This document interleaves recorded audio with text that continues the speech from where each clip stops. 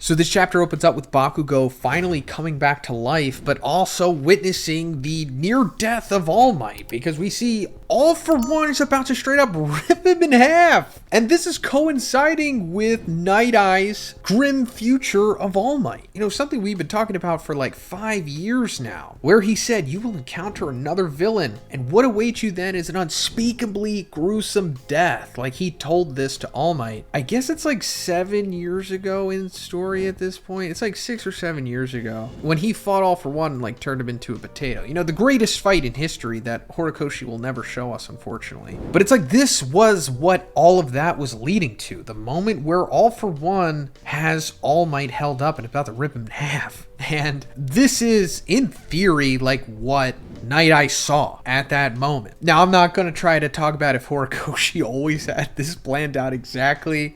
Maybe he did, maybe he didn't. But I do like that Night Eye says you will encounter another villain. Because in that instance, it's implying he's obviously not talking about All For One, since he had just fought him. So I just thought, oh, it's going to be Shigaraki. But no, it's just a young version of All For One. So I guess you could just say that Night Eye saw this, but he saw a young All For One and just assumed it was like another villain. Then after this, we start going into the whole "the wind blows" narration in this chapter, which is, I guess, the theme of the chapter. And it's going to be going into all of this wishful thinking, energy prayer stuff. And I'll go more into that. But we got to talk about Bakugo first, because like we said, he's finally come back to life, and he is not wasting any time. He is just darting straight at Izuku, because they just are able to communicate with eye contact at this point. Bakugo's like, hey, I gotta be the one to go save All Might because Izuku is holding Shigaraki at bay. He's been holding him for like a year now. And Izuku's like, bet, come over here.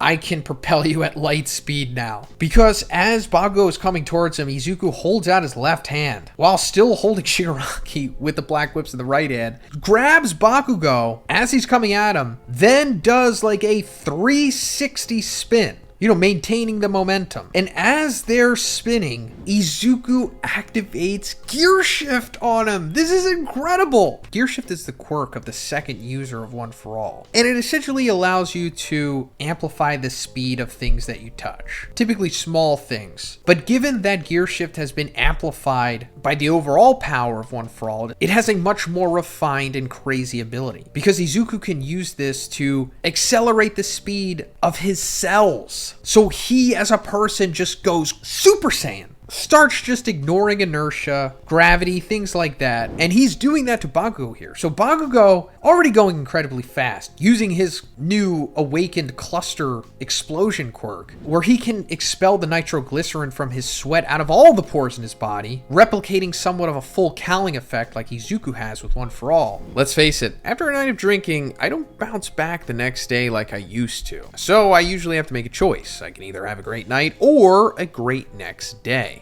That is, until I found Z-Biotics. Z-Biotics Pre-Alcohol Probiotic is the world's first genetically engineered probiotic. It was invented by PhD scientists to tackle rough mornings after drinking. Here's how it works. When you drink, alcohol gets converted into a toxic byproduct in the gut. It's this byproduct, not dehydration, that's to blame for your rough next day. Z-Biotics Pre-Alcohol Probiotic produces an enzyme to break this byproduct down. It's designed to work like your liver, but in your gut, where you need it the most. Just remember to drink Z-Biotics before drinking alcohol. Drink responsibly and get a good night's sleep to feel your best tomorrow. So guys, this Halloween, pair your candy and cocktails with Z-Biotics to avoid a spooky next morning. Go to zbiotics.com/Big Z or scan the QR code on the screen right now to get a 15% off your first order when you use Big Z at checkout. You can also sign up for a subscription using my code so you can stay prepared no matter the time or occasion. Z-Biotics is backed with a 100% money back guarantee, so if you're unsatisfied for any reason, they'll refund your money, no questions asked. So remember, head to zbiotics.com/Big Z and use code BIGZ at checkout for 15% off. Thank you, Z-Biotics, for sponsoring this video. Then on top of that, getting gear shifted and 360 swung by Izuku. This is an amazing sequence. I love it so much. It's like when Horikoshi really wants to go in with his characters, he goes in. I know we've been hot and cold with this series for the last year and a half, but when he wants to cook, he's gonna cook. Horikoshi, that is. In my spoiler video earlier this week, I called him Gege by mistake. That's what I get for recording Jujutsu Kaisen and My Hero spoilers back to back at 2 a.m. But that wasn't me saying one is better than the other, guys. I like them both in their own ways. But as Bakugo is getting propelled to save All Might, Shigaraki is like, you know he's not gonna make it in time, right? And somehow Shigaraki, like, knows how the Vestiges and One for All works. I mean, technically he was in that world for a second, but not enough to have like a full understanding of how it works, even better than the freaking audience. And he's like, the All Might inside of you used to be just a formless silhouette. They don't appear like their true form while they're still alive. But now he started looking like his real self, didn't he? Because we saw that energy ghost of All Might, you know, taking his place inside of the quirk factor of One for All with the rest of the Vestiges. That's because I guess it's implied that a part of All Might is within the quirk factor of One for All, right? I guess it was explained that way. All of the users have a part of their quote unquote, I guess, soul in it or whatever. That's not straight up said, but I guess it's implied. We actually see that energy ghost of All Might start to dissipate next to the second user as he was warning Izuku to not use gear shift. Because he's like, you know, the kickback from it will be stronger than ever. Because he's already used it before, and the second user already told me he'll only have like 15 minutes left. It's taken such an extreme toll on your body that you just can't maintain this. So now on top of that, he's doing it to Bakugo. So we have like multiple ticking clocks going on here. I also really like what Shigaraki says here. He's like, the death of the man who brought dreams to this world will bring reality back. Referring to All Might, of course. And I like the dichotomy that is represented through like the generation that All Might fostered.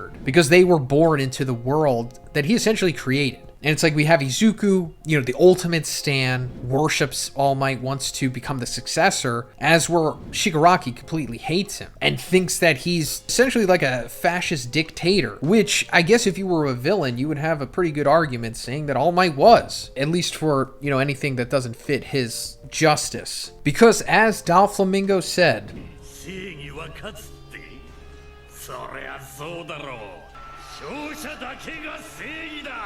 but anyway, back to Bakugo coming to save All Might, because as he's approaching him at unfathomable speeds, we see everyone around the world like watching on and hoping that All Might isn't killed here, hoping that he's saved. And the narration takes over and it starts describing the onlookers, and it says, within thoughts there is sort of an energy, I believe, that now energy from striving for a certain future, energy from wishing. Can the flap of a butterfly's wings in Brazil really bring about a hurricane in Texas? So, someone brought it to my attention that this concept in the series was brought up once other time in the series, I think, and it was like when Izuku had just become 100% with the assistance of Eri, like, perpetually regenerating him. I think it was only in like one panel of that one single page, but I'm not the biggest fan of this type of stuff in these series, but it seems to be, I don't know, somewhat common in Japanese writing, or at least from what I've seen, like thought manifestation. Maybe they're big on that. Maybe their writing and particular things that they create have to do with that concept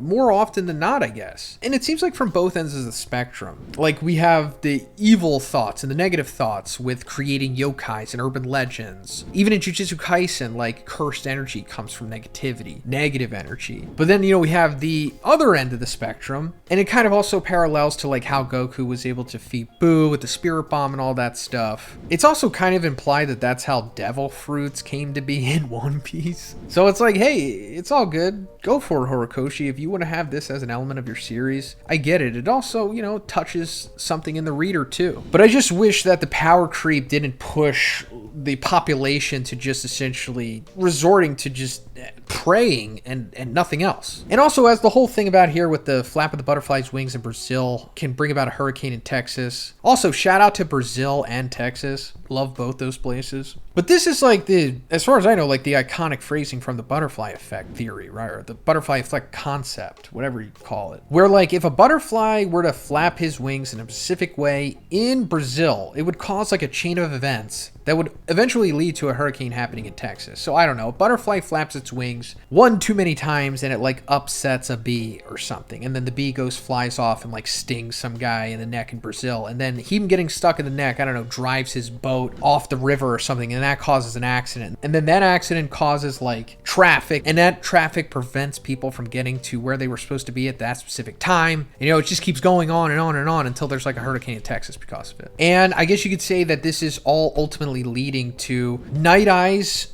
vision being changed, because obviously he was supposed to die, but he is not now. I mean, even like the quirk factor of One for All thought he was going to die. It was like, yeah, let's just pre-upload the full facsimile of All Might in here, you know, because he's going to die anyway. Let's just get prepared. But no, Bakugo's like, nah, if Izuku can break fate, you know, like he did against Overhaul, then Bakugo can do it too, because he does. And he blasts through All for One so fast, like All for One doesn't even realize it until after the fact. Takes his arms off in the process and saves All Might and ends the chapter with him saying, "We'll win this." Really satisfying sequence here. In my spoilers video, I said this is almost like us getting our cake and eating it too. Not exactly. I do appreciate that All Might has survived. So I'll say it's kind of like us getting our cake and, I don't know, smelling it or maybe tasting the icing. Eating the cake too would be like All Might getting One for All back. But that's just a forgotten hope for me at this point. But I'll gladly take him living. I didn't want to have to experience his death, and I really didn't want to have to talk to you guys about it. Nothing against you, I just didn't want to have to get emotional. But now that All for One has to regenerate from this, of course, I guess it's going to stress him a little bit more, and maybe he will regress in age to the point of where he's like 5 or 6 years old eventually. Maybe not right now, but I think this is leading to Bakugo's final fight. I know I've talked about this before, but it just makes so much sense that it would be Bakugo and Izuku at the end facing off against Shigaraki and All for One. And Bakugo, I guess, beats down All for One enough to where he regresses to a 6-year-old or something, and then Shigaraki takes care of the rest. And then I guess Bakugo and Izuku can fight Shigaraki for a little bit, until, of course, you know, Izuku has to do the final hit to him because he's the MC, of course. But I'm really looking forward to the last 20 chapters or so that we have here in this series. Let me know what you think about it in the comments, and if you liked the video, please give it a like, and please subscribe if you haven't already. Have a great day, and I'll see you in the next one.